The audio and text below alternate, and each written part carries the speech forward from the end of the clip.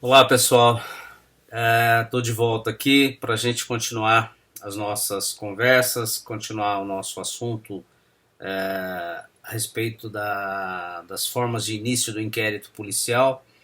E vocês se lembram que no último vídeo a gente falou das hipóteses em que é possível iniciar o inquérito, e vimos que dentre essas hipóteses há o auto de flagrante, o auto de prisão em flagrante, quando o sujeito é preso numa daquelas situações que a lei prevê como situação flagrancial. Vimos que não há dúvida nenhuma a respeito da possibilidade de prisão em flagrante, tanto quando o inquérito se inicia de ofício, nas hipóteses de ação pública incondicionada, como nas hipóteses em que o inquérito só se inicia se houver manifestação do ofendido, a representação ou requerimento, conforme o crime for de ação pública condicionada à representação ou o crime for de ação penal de iniciativa privada. Né? Muito bem. Como o inquérito é iniciado por auto de prisão em flagrante, ele já implica uma grande restrição num dos bens mais relevantes para o indivíduo, que é a liberdade. E como a prisão em flagrante é a única possibilidade de se prender alguém sem prévia ordem escrita e fundamentada de autoridade judiciária competente, é muito importante que a gente fale a respeito da situação substancial de flagrante, antes mesmo de falar a respeito do aspecto formal do auto de flagrante. É claro que, como eu já disse no vídeo anterior, essa questão vai ser melhor estudada quando a gente for estudar especificamente o assunto prisão processual, a prisão em flagrante, a prisão temporária e a prisão preventiva. Mas tão relevante é o assunto que a gente precisa, desde logo, já passar alguma coisa para vocês, tá? Para vocês terem uma ideia do que é a situação de flagrante, quem está em flagrante, quando é que se lavra o auto, para a gente depois então discorrer a respeito do aspecto formal do auto de prisão em flagrante. Muito bem. Então, para que alguém seja preso, de regra, é preciso que haja ordem prévia, escrita e fundamentada, muito bem fundamentada, pela autoridade judiciária competente. Essa é a regra e a Constituição estabelece esta regra com status de garantia constitucional. Mas a própria Constituição também excepciona a possibilidade da prisão em flagrante delito, por razões óbvias. Né? Seria de causar perplexidade que o indivíduo fosse encontrado, por exemplo, na plena execução de um crime e não pudesse ser levado e conduzido à polícia imediatamente. E então a prisão em flagrante é uma das hipóteses em que, inviável se aguardar uma prévia ordem escrita e fundamentada da autoridade judiciária, se permite a prisão em caráter precário e até que o quadro seja examinado pela autoridade judiciária, sem que haja essa prévia ordem judicial. Mas, evidentemente, como se trata de uma situação de privação da liberdade individual, a lei teria que estabelecer de forma criteriosa, né, quando é que se pode afirmar uma situação de flagrante que justifique, que autorize essa prisão. Veja bem, a própria palavra flagrante da origem, da ideia, desculpem, da ideia da situação flagrancial, tá? Porque flagrante vem do latim flagrans, que significa aquilo que está queimando, aquilo que está ainda crepitando. Os americanos têm uma expressão bastante interessante no dia a dia, assim, para dizer essa situação de flagrante, para ilustrar essa situação de flagrante, né? Eles usam a expressão smoking gun. O que é uma smoking gun? É uma arma que ainda está esfumaçando, né? Para designar alguma coisa que acabou de acontecer ou está acontecendo, né? Smoking gun. A arma ainda está fumegando. E no Brasil se usa muito também uma expressão que pode ser utilizada com a boca na botija, né? Ou seja, dá uma ideia de atualidade, né? Mas evidentemente que isso serve como noção, mas a lei tinha que estabelecer por critérios normativos, né, quando é que alguém pode se encontrar em flagrante delito, já que essa situação autoriza que essa pessoa seja presa sem prévia ordem judicial. E os artigos 302 e 303 do Código de Processo Penal que estabelecem as situações flagranciais, as situações em que o sujeito estará na situação que permita a sua prisão. E estando nessa situação, qualquer do povo poderá prendê-lo. Ou seja, estando alguém numa situação flagrancial, a lei confere uma delegação ao particular de uma função pública, que é a privação da liberdade individual. Ou seja, se alguém estiver praticando a infração penal, acabou de praticá-la, enfim, estiver em situação de flagrante, de acordo com o que dispõe o artigo 302 e também o 303 nos crimes permanentes, qualquer pessoa do povo poderá prendê-lo em flagrante. Então não só o policial, esse tem o dever de ofício de prendê-lo, mas a vítima pode prendê-lo, um segurança de um estabelecimento comercial pode prendê-lo em flagrante, enfim, é uma delegação ao particular dada pela própria lei desta função. Muito bem.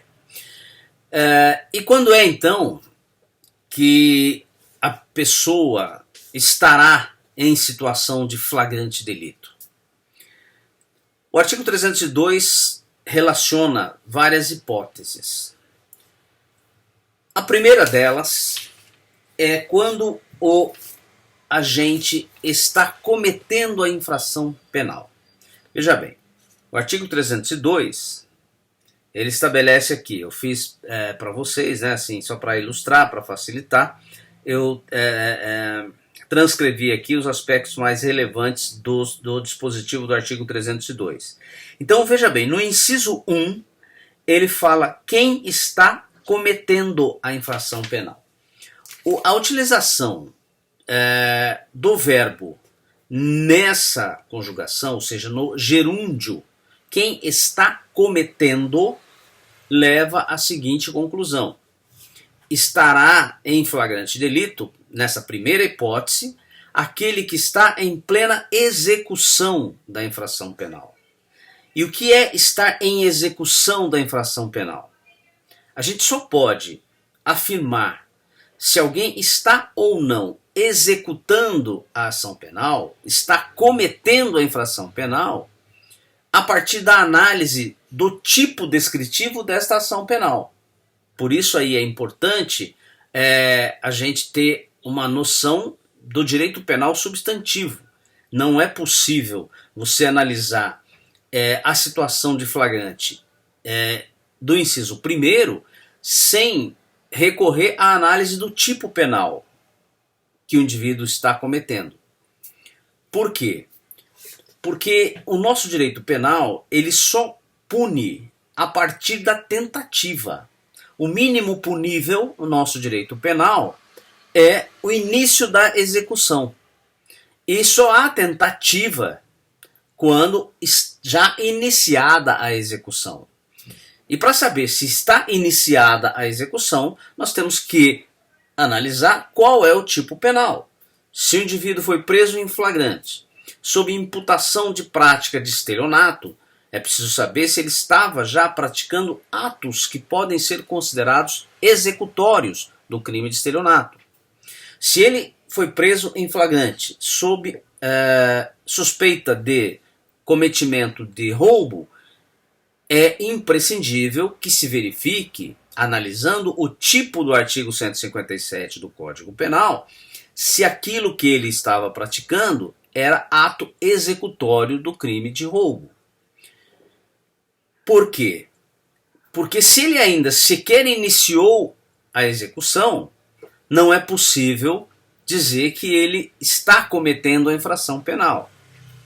Estará cometendo a infração penal, repito, o verbo é usado no gerúndio, portanto ele significa ação em andamento, ação em desenvolvimento.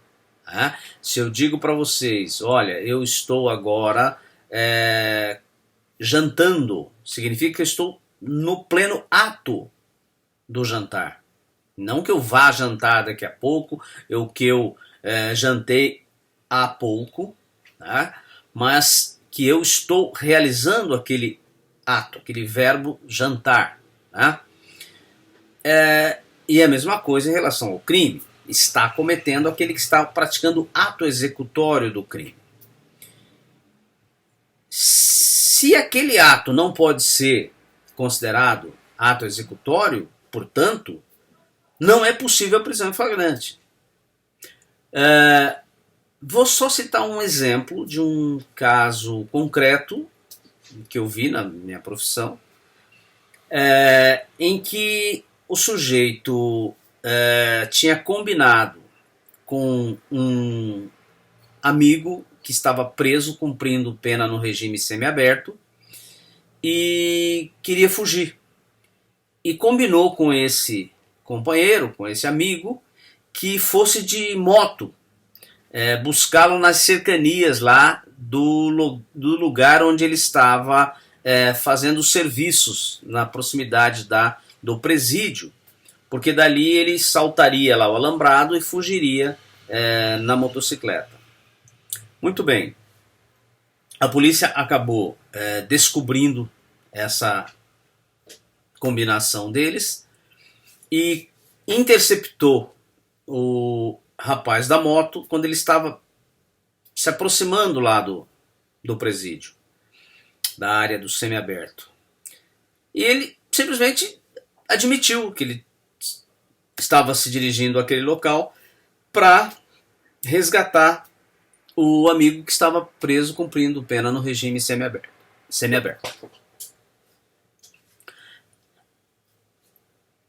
A prisão dele teve que ser relaxada. Por quê? Porque ele ainda não estava no ato executório do crime de promoção de fuga. Ele estava apenas se dirigindo ao local. Outro exemplo é o do sujeito que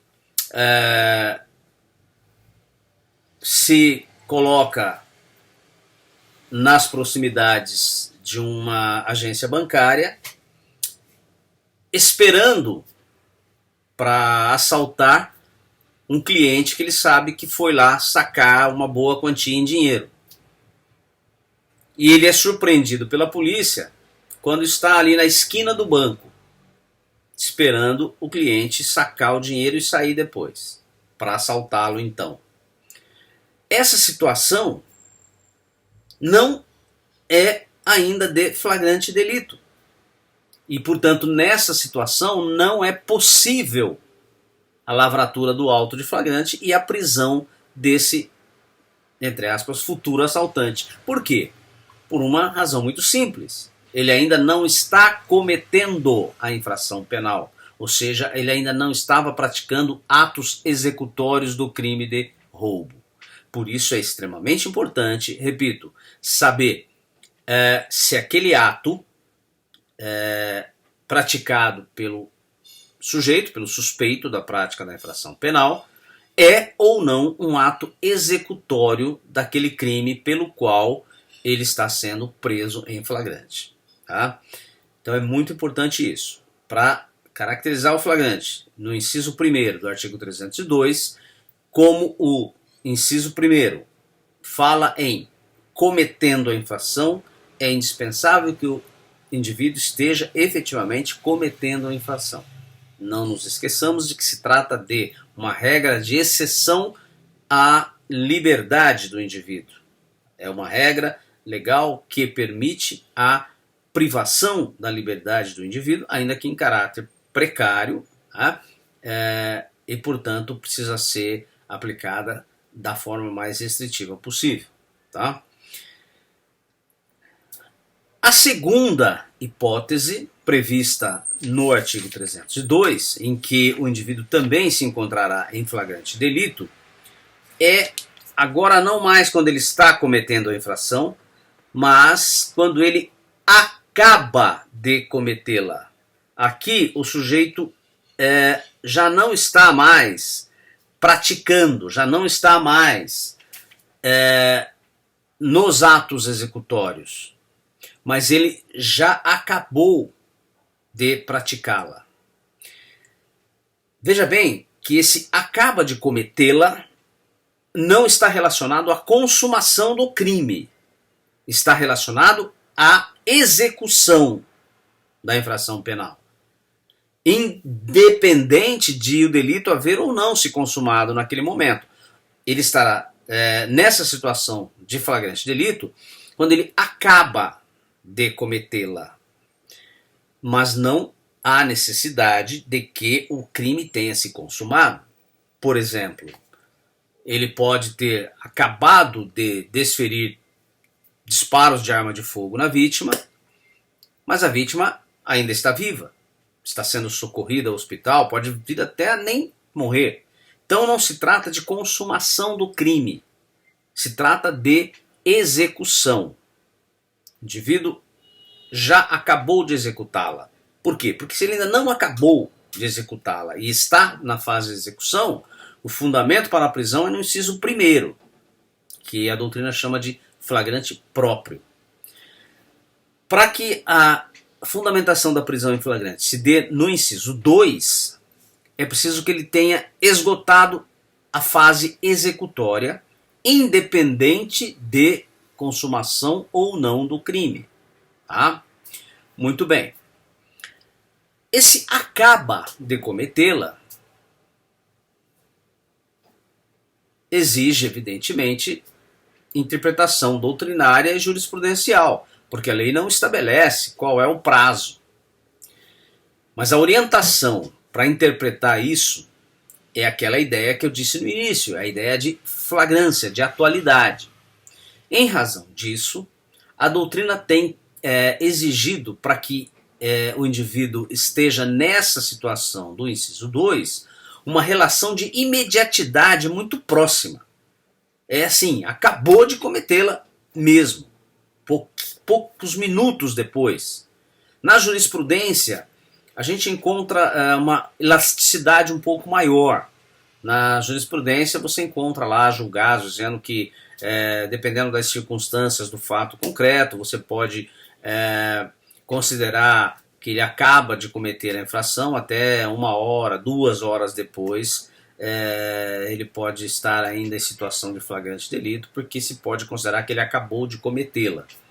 É claro que isso depende muito das circunstâncias do caso concreto, do local onde foi cometido o crime, evidentemente numa região de menos densidade populacional, onde as coisas são mais distantes, onde é mais difícil a comunicação e assim por diante, é óbvio que esse conceito deve ser mais elástico, né? Já nos lugares de maior densidade, nas grandes cidades, onde há mais recursos de comunicação, mais possibilidade de atuação imediata da autoridade policial, etc., esse conceito deve ser mais restrito. Mas o que interessa é saber que esse acaba de cometê-la, né, não permite uma elasticidade muito grande de tempo, ok? Há uma lenda, né, urbana de que o flagrante está relacionado a 24 horas. Isso não existe. Isso não existe, esqueçam isso.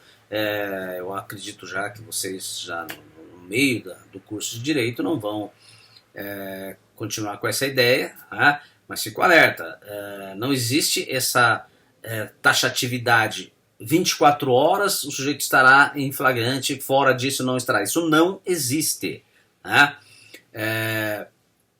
Isso se criou porque há um prazo de 24 horas para apresentar nota de culpa, e a partir daí muita gente mal informada ou interpretando mal afirma essa ideia, né? Muito comum você ver na imprensa que o sujeito ficou 24 horas para fugir do flagrante. Isso não existe, tá?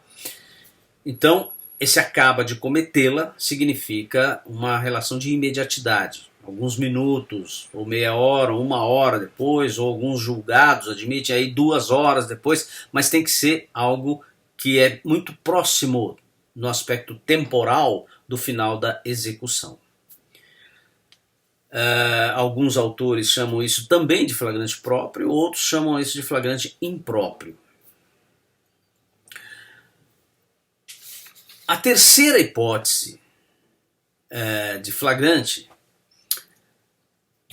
nos termos do inciso 3º do artigo 302, é aquela hipótese em que o sujeito é perseguido logo após.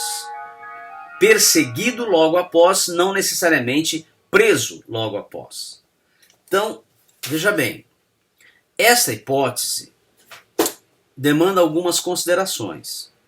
Primeiro, há uma diferença de expressões.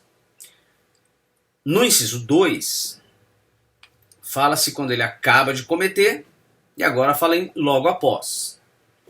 É claro que logo após tem um conceito um pouco mais distante no aspecto temporal. Entretanto, o que tem que começar logo após é a perseguição e não necessariamente a prisão.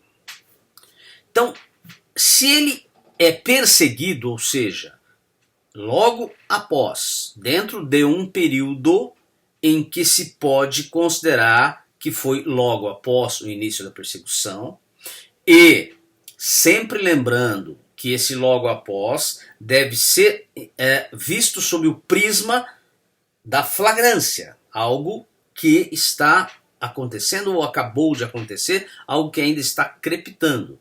Então, se num pequeno espaço de tempo, num curto espaço de tempo, ele é perseguido, ele começa a ser perseguido, imaginemos que 10 minutos depois, 15 minutos depois de executar o crime, independente, repito, de consumação ou não, começa a perseguição pela polícia, por uma testemunha, pela própria vítima, pouco importa, mas se começa a perseguição logo após, tá, dentro de um hiato temporal que se possa considerar logo após, e se essa perseguição for ininterrupta, ou seja, se essa perseguição persistir até o momento em que ele for preso, ainda que essa perseguição, em tese, ultrapasse 24 horas, 30 horas, se ela for uma perseguição ininterrupta,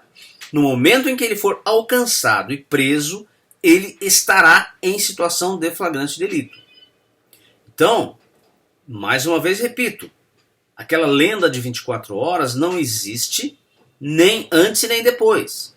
Muito antes de 24 horas já o indivíduo já pode não estar mais em situação de flagrante, pode já não mais existir flagrante. Como também pode acontecer de ele estar em flagrante 30 horas depois, 40 horas depois da prática da infração penal, desde que a perseguição tenha se iniciado logo após. E mais, que essa perseguição tenha sido ininterrupta até o momento em que ele foi alcançado. E aqui exige-se mais uma observação.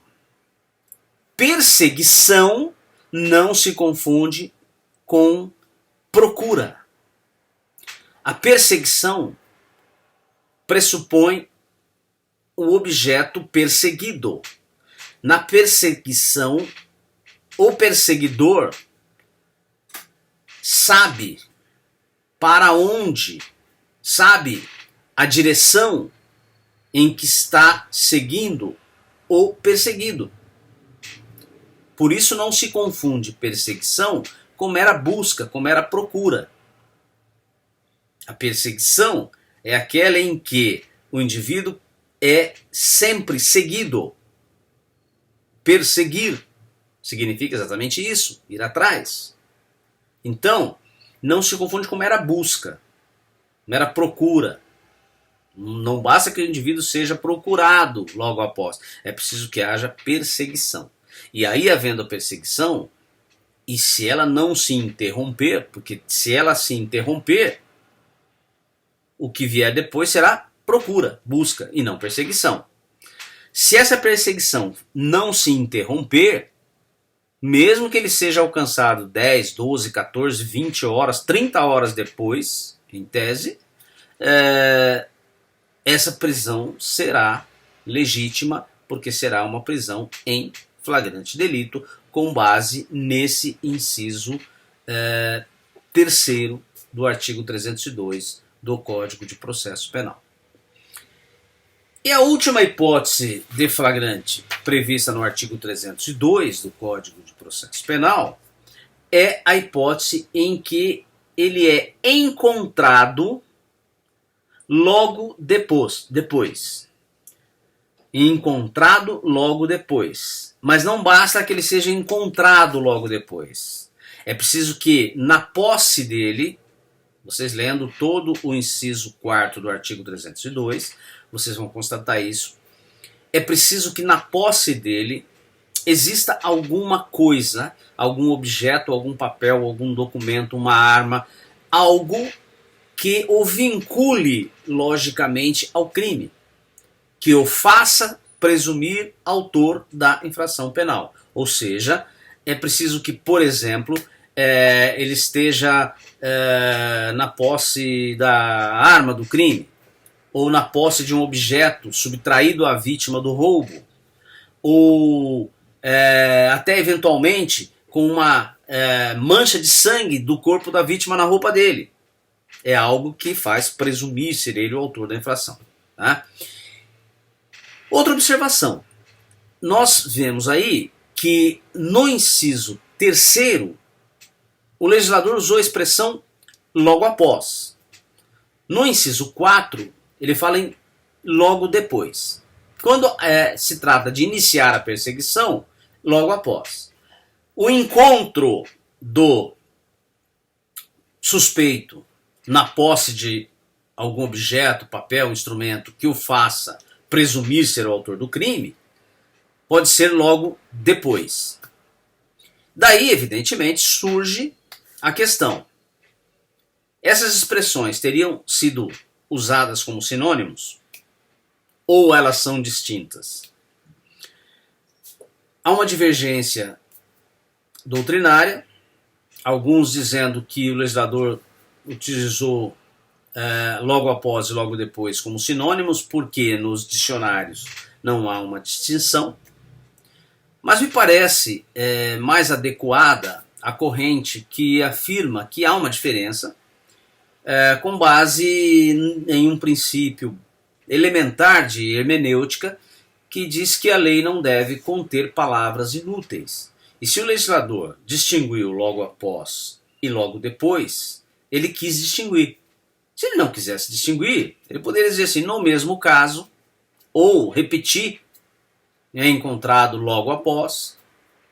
Como ele distinguiu, a melhor interpretação, a melhor exegese desses dispositivos, me parece que seja a que leva também a gente a distinguir.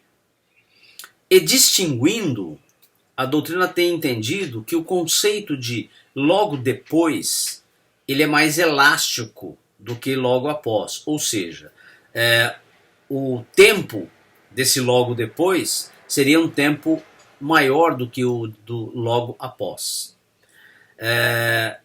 Em julgados que reconhecem o encontro logo depois com o objeto que faça presumir ser o autor do crime, passadas 4 horas, 6 horas às vezes. Tá? É muito comum você encontrar julgado nesse sentido. Então há um elastério maior, uma elasticidade temporal maior na hipótese do inciso 4. Tá?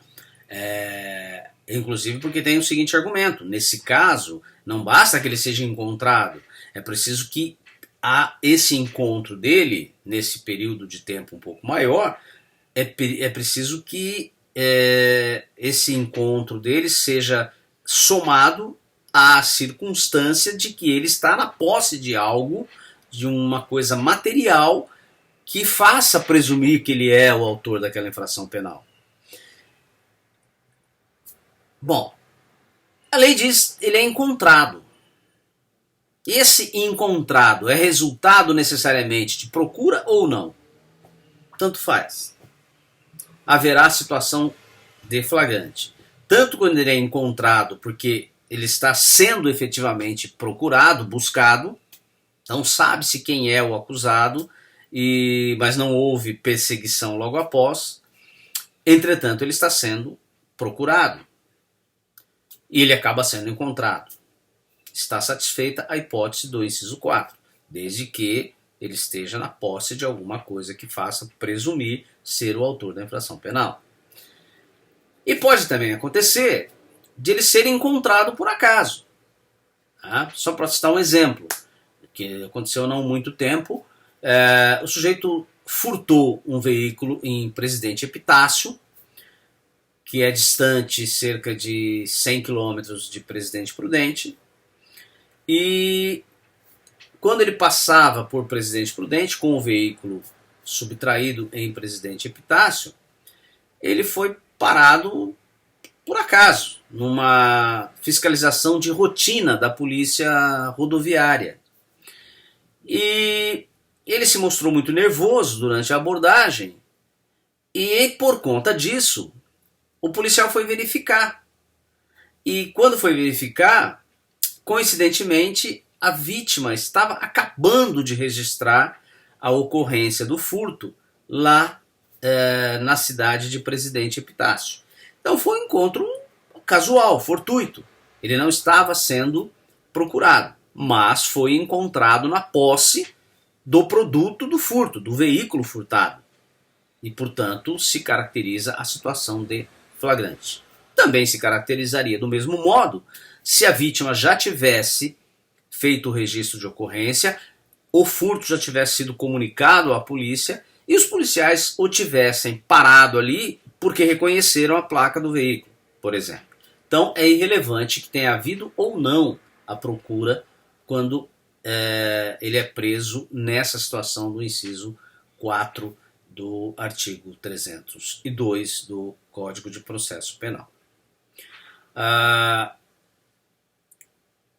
que o vídeo não fique muito extenso e muito cansativo, então, eu vou parar por aqui e vou falar no próximo vídeo sobre a prisão em flagrante nos crimes permanentes, a hipótese do artigo 303 do Código de Processo Penal, e vamos falar também depois a respeito do auto de prisão em flagrante, da lavratura do auto de prisão em flagrante, como forma de iniciar o inquérito policial e o que deve conter esse auto de prisão em flagrante.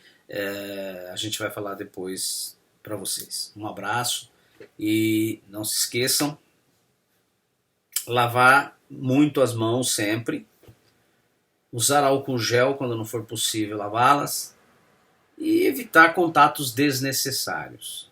Sem pânico, evidentemente, porque a vida tem que seguir, mas Vamos nos cuidar, né, gente? Principalmente nesse período terrível aí.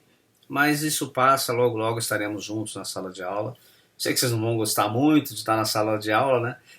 Mas vocês têm que fazer isso, senão não tem diploma e principalmente não tem futuro, né? E até mais, um abraço.